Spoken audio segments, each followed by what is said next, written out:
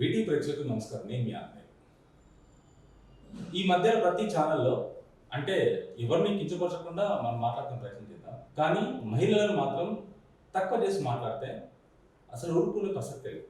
ఎందుకంటే ఎక్కడ ప్రపంచం మొత్తంలో ఎక్కడ తీసుకున్నాం మన భారతదేశంలో స్త్రీకి ఎంతో గౌరవం ఉంది. భారతదేశం భరత భూమి, కన్న తల్లి కంటే గొప్పగా భావిస్తాం. ఆర్మీలో జవాన్లు వెళ్ళినా సరే ఇంట్లో పిల్ల బిడ్డలు తల్లిని వదిలిపెట్టైనా సరే నా భారతదేశం నా తల్లి కంటే గొప్పది, నా దేశం నా తల్లి కంటే గొప్పది, నా ఊరు నా తల్లి కంటే గొప్పది. అంటే స్త్రీ స్థానం ఎక్కడ ఉంది? ఆదిపరాశక్తి స్త్రీ. ఆ శక్తికి ఎన్ని శక్తులు ఉన్నాయో తెలుసు. మనం ఏ దాంట్లో గవర్నమెంట్ జాబ్ తీసుకున్నా, దేంట్లో చూసుకున్నా సరే స్త్రీకి ఎంతో ఉన్నతమైన స్థాయి ఉన్న దేశం మన భారతదేశం. పురుషులతో పాటు స్త్రీలకు సమాన హక్కులున్న దేశం మన భారతదేశం. ఇలాంటి భారతదేశంలో ఇలాంటి వ్యాఖ్యలు చేయడం ఇంతవరకు కరెక్ట్ అని మీరు ఒకసారి చూసుకుందాం. మన భారతదేశంలో దాంట్లో భారతదేశంతో పాటు మన తెలుగు వాళ్ళు ఇంత హీనానికి ఇంత దిగజారడానికి కారణం ఏంటో చూసుకుందాం. ఎందుకంటే అమరావతి రాజధానిగా డిక్లేర్ చేశారు గత పాలనలో ఉన్నప్పుడు, చంద్రబాబు నాయుడు గారు ఉన్నప్పుడు 10 సంవత్సరాల కింద అమరావతిని రాజధానిగా డిక్లేర్ చేశారు. అప్పుడు అయిపోయింది. 5 సంవత్సరాలు కోర్టులు కేసులు ఇవన్నీ గొడవలు జరిగాయి. ఓకే, అదైతే నెక్స్ట్ జగన్మోహన్ రెడ్డి ప్రభుత్వం వచ్చింది. ఆయన వచ్చినప్పుడు రాజధాని 3 భాగాలు, ఒకటి కర్నూలు, ఒకటి విజయవాడ, ఒకటి వైజాగ్. అది కాస్త జరగలేదు. మళ్ళీ 5 సంవత్సరాలు అయిపోయింది. అటు ఇటు చూడగా 10 సంవత్సరాలు అయిపోయింది. 10 సంవత్సరాలు అయిపోయాక కూడా ఇప్పుడు మళ్ళీ చంద్రబాబు నాయుడు గారు ప్రభుత్వంలోకి వచ్చిన తర్వాత అమరావతి రాజధాని అని చెప్పేసి నరేంద్ర మోడీ గారిని తీసుకొచ్చి మళ్ళీ ఓపెన్ చేయడం జరిగింది. రీఓపెన్ చేసిన తర్వాత దీనిపైన మాట జరిగింది, అన్ని జరిగింది. కానీ మొన్న రీసెంట్గా సాక్షి టీవీ ఛానల్లో ఒక డిబేట్లో ఒక జర్నలిస్ట్ ఒక డిబేట్కి వచ్చిన వ్యక్తి కొమ్మినేని కృష్ణంరాజు, దాంతోపాటు ఇంకొక పర్సన్ ఇద్దరు కూర్చొని అది వేషల కొంప, వేషలకు సంబంధించిన ప్రదేశం అని అనుచిత వ్యాఖ్యలు చేయడం ఎంతవరకు. ఎందుకంటే అమరావతి తెలంగాణ ఆంధ్రప్రదేశ్ విడిపోయినా సరే బైఫర్కేషన్ అయినాక కూడా మన తెలుగు వాళ్ళు, మన తెలుగు రాష్ట్రాలు మన తెలుగు వాళ్ళు అని చెప్పేసి గౌరవంగా చెప్పుకుంటారు. ఇక్కడ వాళ్ళు అక్కడ ఉంటారు, అక్కడ వాళ్ళు ఇక్కడ ఉంటారు. ఆంధ్రప్రదేశ్లో ఉన్న వాళ్ళు తెలంగాణలో ఉన్నారు, తెలంగాణలో ఉన్న వాళ్ళు ఆంధ్రప్రదేశ్లో ఉన్నారు. ఈ రాకపోకలు జరుగుతుంటే అన్ని జరుగుతాయి. ఏ ప్రదేశంలో మాట్లాడినా, ఎక్కడ మాట్లాడినా సరే స్త్రీలను మాట్లాడితే ఒప్పుకునే ప్రసక్తి లేదు. కఠిన చర్యలు తీసుకోవాల్సిందే. ఒక స్త్రీ తల్లి అవ్వచ్చు, చెల్లి అవ్వచ్చు, అక్క అవ్వచ్చు, భార్య అవ్వచ్చు, ఇంకేదైనా వస్తవచ్చు. స్త్రీయే. ఆది పరాశక్తి స్త్రీ. ఇంద్రకీలాద్రి పైనంత్రి శక్తిపీఠ మహాతల్లి కనకదుర్గమ్మ.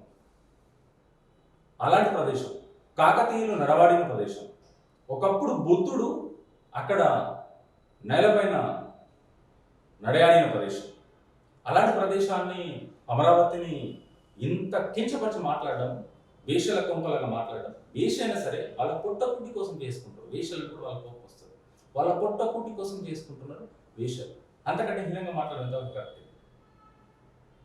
అంత దిగజారి మాట్లాడడం ఎంతవరకు? ఎంత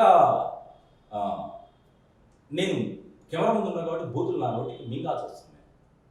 స్త్రీలను మాట్లాడడం చాలా తప్పు. ఇది ఎవరైనా సరే ఒప్పుకున్న ప్రసక్తి లేదు.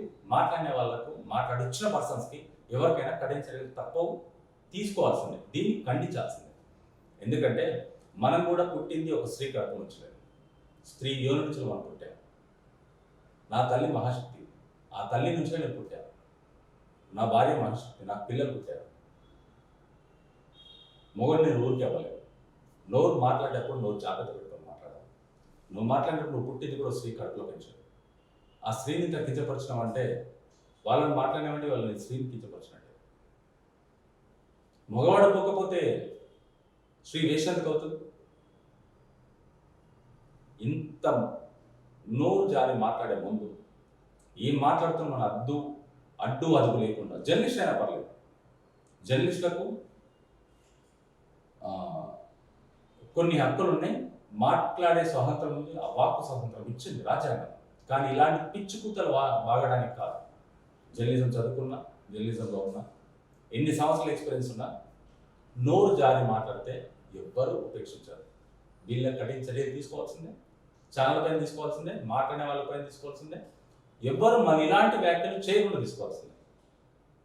సంబోధించే విషయం వేరుంటుంది, డైరెక్ట్ సూటిగా మాట్లాడే పద్ధతి వేరే. దేనికైనా సరే నోరు జాగ్రత్త పెట్టి మాట్లాడుకుంటే ఎవరికైనా మంచిది. ఇంకా దీనిపైన కూడా వెంటనే రాష్ట్ర ముఖ్యమంత్రి చంద్రబాబు నాయుడు, డిప్యూటీ సీఎం పవన్ కళ్యాణ్ గారు, వీళ్ళు వాళ్ళ ఫ్యాన్ బేసు, వాళ్ళ ఫాలోవర్స్, వాళ్ళ కార్యకర్తలు అందరు స్పందించి ప్రొటెస్టులు చేయడం, ధర్నాలు చేయడం ఇవన్నీ స్టార్ట్ చేశారు. ప్రజలు తిరుగుబాటు ఎప్పుడైతే స్టార్ట్ అవుతుందో రాజ్యాలే కోల్పోయారు. ప్రజలు తిరిగినప్పుడు, తిరుగుబాటు స్టార్ట్ అయినప్పుడు రాజ్యాలే కోల్పోయారు. మీరెంత, మీ ఛానల్ ఎంత? నేను ఎవరికి సపోర్ట్ మాట్లాడతాను ఇక్కడ? స్త్రీకి సపోర్ట్గా మాట్లాడుతున్నా. ఏ ఛానల్తో సంబంధం లేదు, ఏ పార్టీతో సంబంధం లేదు. ఇటు వైఎస్ఆర్సీపీ అయినా, ఇటు టీడీపీ అయినా, ఇటు జనసేన అయినా, ఇటు బీజేపీ అయినా అన్ని సమానం మాకు. కానీ ప్రజలు అందరు సమానం. ప్రజల్లో స్త్రీ పురుషుల భేదం లేకుండా నడిచే నడియాడ భూమి పైన స్త్రీని కించపరిచి మాట్లాడేది ఎవరు ఉపేక్షించరు, ఎవరు ఒప్పుకోరు. దీన్ని ఖండించాల్సిందే. కంపల్సరీ వీళ్ళపైన, ఈ ఛానల్ పైన శిక్షలు పడాల్సిందే. దీనికి నేరానికి అర్హులు, కంపల్సరీ కోర్టు శిక్షించాల్సిందే. దీన్ని ఉపేక్షించే ప్రసక్తే లేదు. Thank you.